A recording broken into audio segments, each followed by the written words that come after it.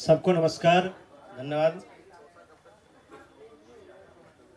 2 तारीख से प्रशांत किशोर जी गांधी मैदान में गांधी मूर्ति के समक्ष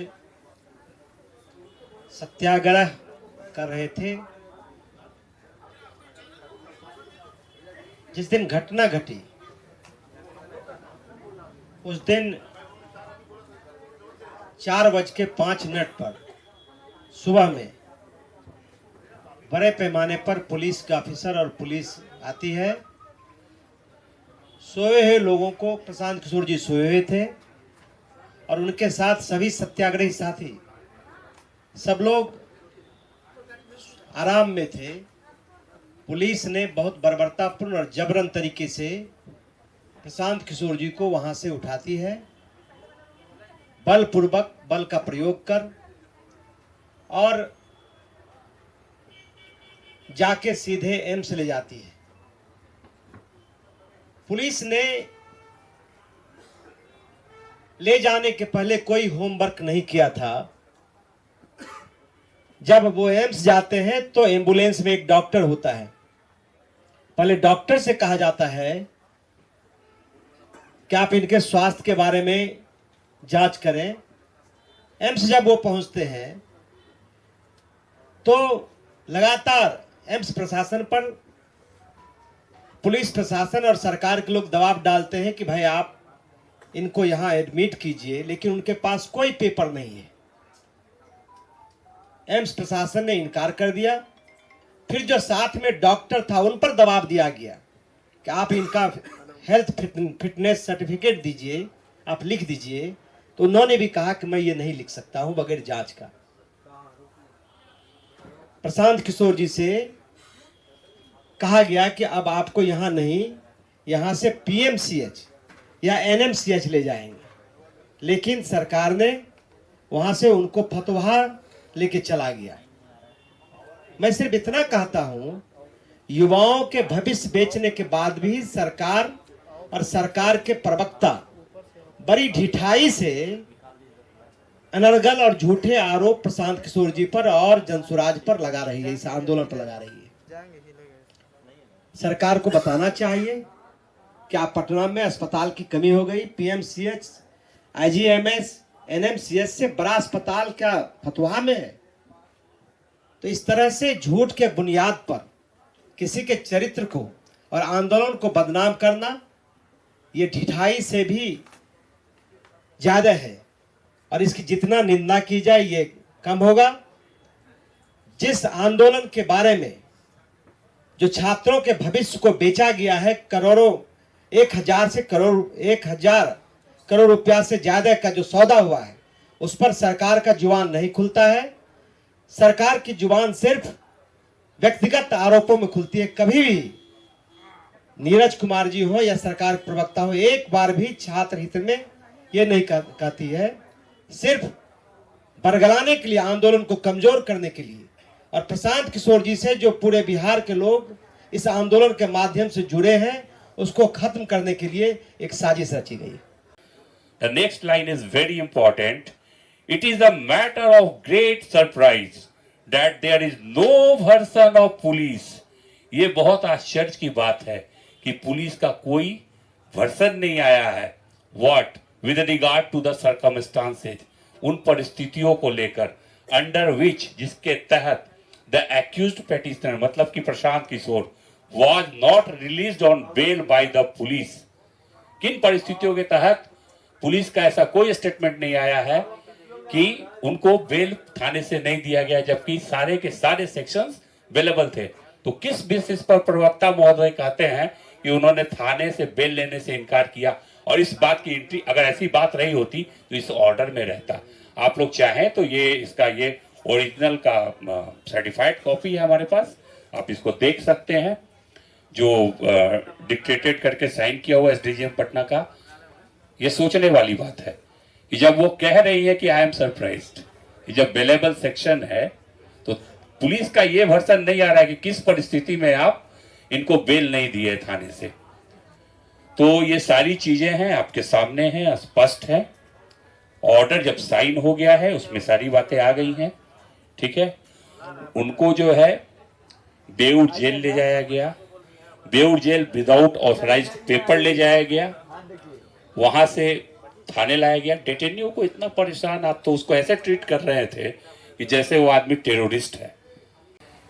कोर्ट हियरिंग प्रोसेस में था, उन्होंने अलाउ किया, ऑनरेबल कोर्ट ने मुझे अलाउ किया कि हाँ आप अपनी बात रखिए, आपको क्या रखना है। तब मैंने उन्हें बताया कि जैसा कि आप देख रहे हैं कि इसमें जो भी चार्जेस लगे हुए हैं, सेक्शन 190, 191 क्लॉज 2, 191 क्लॉज 3 एंड 223, ये सब के सब अवेलेबल हैं।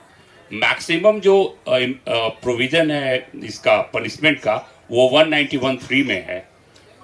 और सुन के आप लोगों को बड़ी हंसी आएगी, ये कहता है राइटिंग विद डेडली वेपन्स। तो आप सभी लोग कवर कर रहे हैं पिछले 6-7 दिन से गांधी त्रिमूर्ति के नीचे प्रशांत किशोर जी और बाकी जो भी स्टूडेंट्स या उनके जो भी सपोर्टर्स जनसुराजी लोग वहाँ बैठे हुए हैं, उनमें से किसी के हाथ में आपने एक छोटा डंडा भी देखा है क्या, एक छड़ी भी देखी है क्या? मेरा ये प्रश्न आप लोगों के माध्यम से पूरे जनता को ये इसका बताना पड़ेगा, पुलिस को भी बताना पड़ेगा कि आप जो ये सेक्शन एप्लीकेबल किए हैं, और जैसा आनंद भाई ने कहा, इनसे मैं पूरी तरह से इनके साथ हूँ। इन्होंने बहुत अच्छी बात कही कि डीके बासु के गाइडलाइंस को भी ये लोग नहीं मान रहे हैं। तो अब कैसी पढ़ाई हो रही है, कैसी ट्रेनिंग चल रही है इनकी कि कौन सा सेक्शन लगाना है, कौन सा नहीं लगाना है। राइटिंग विद डेडली वेपन्स, क्या किसी भी स्टूडेंट के हाथ में एक छड़ी तक नजर आई है किसी को? बेचारे बच्चे सुबह 4 बजे कंबल ओढ़े उस कड़ाके की ठंड में खुले आसमान के नीचे पड़े हुए हैं। अगर कंबल और मफलर वेपन है तब तो कमाल है भैया। बिहार पुलिस की नज़र में अगर आप कंबल ओढ़ते हैं और मफलर पहनते हैं तो ये डेडली वेपन्स है। और राइटिंग कहाँ पे दिखा आपको? आराम से सुबह 4 बजे क्या एवरी डे पिछले 2 दिन से 2 रात तो मैं खुद था जिस दिन उनको गिरफ्तार किया गया। अनफॉर्चुनेटली 3 बजे मैं वहां से निकला हूं। तो सब शांतिपूर्वक ढंग से बैठे हुए सत्याग्रह कर रहे हैं। और मैं इन तमाम राजनेताओं से आग्रह करता हूं कि कृपया सत्याग्रह मूवमेंट के बारे में एक बार पढ़ लें। कोर्ट में फिर वही प्रोसेस हियरिंग की चल रही थी। ऑनरेबल ने सुना मुझे शांतिपूर्वक ढंग से। मैंने उनसे रिक्वेस्ट किया कि देखिए ये सारे के सारे सेक्शंस अवेलेबल सेक्शंस हैं और इस शख्स को कोर्ट पुलिस थाने में कायदे से बेल मिलनी चाहिए, कॉन्स्टिट्यूशनल राइट है। तो वहां बेल नहीं मिला। तो जब इनका राइट का वायलेशन हुआ है तो मैडम आप सशर्त बेल क्यों दे रही हैं? जो पुलिस ने नहीं किया वो काम आप कर दीजिए, मेरी रिक्वेस्ट है। इसको उन्होंने सुना, काफी टाइम लिया। तत्पश्चात उनको जो है पीआर बॉन्ड पे ही सिंपली उनको मुक्त किया गया है। अब मैं आप लोगों को बता दूं कि पीआर बॉन्ड जो है वो बेसिकली पर्सनल रिकॉग्निजेंस बॉन्ड कहते हैं उसको। और पर्सनल रिकॉग्निजेंस बॉन्ड में भी शर्त रहता है भैया, कोर्ट चाहे तो शर्त लगा सकता है। लेकिन मैं आप लोगों को क्लियर कर देना चाहता हूं कि उसमें चूंकि वो पीआर बॉन्ड मैंने ही ड्राफ्ट किया था, वो पीआर बॉन्ड मैंने अपने हाथों से हैंड रिटेन ऐसे ही एक A4 के कागज पे अपने हाथ से लिखा है। वो यहाँ नहीं है, कोर्ट का रिकॉर्ड है, कोर्ट में होगा। उसमें 4 बातें मैंने लिखी है। अब आप बताइए कि क्या वो शर्त है या फिर वो तथ्य है। पहली बात उसमें जो लिखी गई कि I M accused in this case, मैं इस केस में अभियुक्त हूँ, मतलब 5/2025 गांधी मैदान PS केस। तो क्या ये बात शर्त है कि तथ्य है कि मैं इस केस में अभियुक्त हूँ? वो अभियुक्त थे, लिखा उन्होंने। दूसरी बात जो लिखी गई उसमें यह लिखी गई कि I am being enlarged on bail by this honourable court, इस कोर्ट के द्वारा मुझे जमानत पर मुक्त किया जा रहा है। ये शर्त है या तथ्य है, ये आप डिसाइड कीजिए, ठीक है। तीसरी बात जो लिखी गई वो ये लिखी गई, I will cooperate the police in investigation and face the trial. मतलब मैं बिहार पुलिस को अगर वो इन्वेस्टिगेट करते इस मैटर को तो उसमें सहयोग करूंगा, और अगर ट्रायल चलता है, विचारण चलता है, तो मैं कोर्ट में अपीयर होऊंगा। तो ये भी क्या शर्त है? क्या कोई भी भारत का नागरिक या भारत के संविधान को मानने से जो इनकार करेगा वही बोलेगा कि हम पुलिस को इन्वेस्टिगेशन में मदद नहीं करेंगे और अगर मेरे अगेंस्ट ट्रायल चलेगा तो मैं इसको फेस नहीं करूंगा। ये कोई हार्ड एंड क्रिमिनल ही इस तरह का बात कर सकता है, एक टेररिस्ट ही इस तरह का बात कर सकता है। चौथा बात मैंने लिखा, अगर मैं ट्रायल नहीं फेस करूंगा और मैं पुलिस को कोऑपरेट नहीं करूंगा तो मैं 25,000 रुपया सरकार को दूंगा। तो आप लोग खुद ही डिसाइड कीजिए कि इसमें से कौन आपको सख्त लगता है। ये उस दिन जब घटना हुई वहाँ पे गांधी मैदान से लेके जाया गया है, तो मैं वहाँ पे स्थल पे नहीं था। मुझे पता चला तो मैंने तब ये भी नहीं पता चल रहा था कि लेके कहाँ जा रहे थे हम।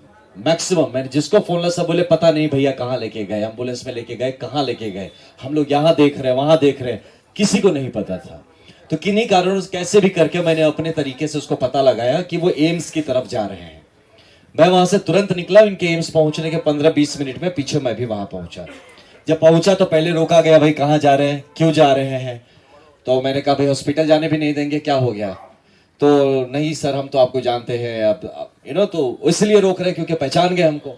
तो मैंने कहा बिल्कुल हम मिल सकते हैं। आपने क्या किया, आपने किसी को खबर नहीं है कि आदमी गया कहाँ, आप हवा में उड़ा लेंगे, किडनैप कर लिया, किया क्या आखिर उसका, मुझे पता होना चाहिए। तब तक एक हमारे डीआईजी साहब अंदर थे, वो आए, बोले हाँ आने दीजिए इनको, आने दीजिए। मैं अंदर पहुंचा, वहां पे जाके जब वहां देखता हूं तो बहुत सारे ऑफिसर थे। ये एक बहुत इंपॉर्टेंट बात आप सबको बता रहा हूं, ये डीजीपी साहब से रिक्वेस्ट करूंगा इस बात का संज्ञान ले। एक आदमी का रैंक नहीं दिख रहा था, कौन कौन से ऑफिसर हैं, किसी का नेम प्लेट नहीं था। डीके बासु गाइडलाइंस बोल के कुछ है धरती पर। ये डीके बासु, मैं खुद ऑफिसर रहा हूं, मैं जानता हूं कि आप अरेस्ट, डिटेंशन, ये सब जो प्रोसीजर्स का तरीका होता है। इतनी अनप्रोफेशनल पुलिस मैं मतलब धरती पे नहीं सोच सकता हूं कि भारत में आज भी ये सही में, ये बिहार का वो जो गाना था, ये बिहार में ठोक दे कट्टा कपार में, यही पुलिस कर रही है। इतनी अनप्रोफेशनल। मैं रैंक क्या है, नाम क्या है, कौन है, किसी को नहीं पता। ये तो बैंड ऑफ कौन है, हमको क्या पता, कोई बहरूपिया हो, कोई गुंडे हो, ये सच में पुलिस थी या नहीं, एक बंदे का नहीं दिख रहा था। आधे से ज्यादा ने कैप नहीं पहना था। बिहार पुलिस भी है कि नहीं पता नहीं, अब है कौन। तो वहां मैं सबसे पूछ रहा, भैया आप कौन है, क्या है, हाँ बताया जाएगा। वहां पे आते हैं, रूम में मैं बैठा था, आके कहते हैं आपको मेडिकल टेस्ट करना होगा। प्रशांत जी पूछ रहे हैं किस केस में लाए हैं मेरे को, बताया जाएगा। अरे व्हाट इज बताया जाएगा, आपके कुछ नेचुरल राइट्स, फंडामेंटल राइट्स है ना, आपको पता तो होना चाहिए आप डिटेन हुए हैं, आपने मुझे अरेस्ट किया है, बताया जाएगा। तो बोले जब आपको ही नहीं पता आपने मेरे साथ किया क्या, आप कैसे भाई, आप पता नहीं, आप मुझे इंजेक्शन के नाम पे जहर दे देंगे तो कौन जानता है। इतनी दुश्मनी जब दिखा रहे, आप जहर भोग देंगे मेरे अंदर और फिर कहेंगे किसी कारण से मर गया ये आदमी, तो ये रिस्क होता है ना। तो वो आदमी कैसे बोल दे कि हाँ आप मेरे शरीर के संग आप चेकिंग करिए, कुछ भी करिए, आप प्रिक करिए, कौन जानता है उस नीडल में क्या लगा के प्रिक करेंगे।